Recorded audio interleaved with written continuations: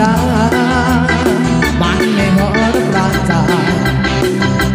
ต้องกินต้องใช้จำอย่างไรทุกคู่เขาไม่ใช่สิ่งที่นามสกุลไม่เป็นข่าวเป็นเพื่อนกันเช้าจำอย่างไรต้องอดทน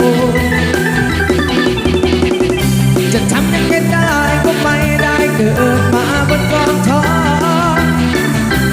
พ่อแม่พี่น้องทุกคนก็ประสาสนแดนดีหากชีวิตนี้ไม่สิ้นไปก่อนนี้กันไปชีวิตนี้ใส่เดียวอย่างเดียวจะทำยังไงได้ก็ไม่ได้เกิดมาบนกองท้องพ่อแม่พี่น้องทุกคนก็ประสาสนแดนดีหากชีวิตนี้ไม่สิ้นไปก่อนนี้กันไปชีวิตนี้ใส่เดียวอย่างเดียว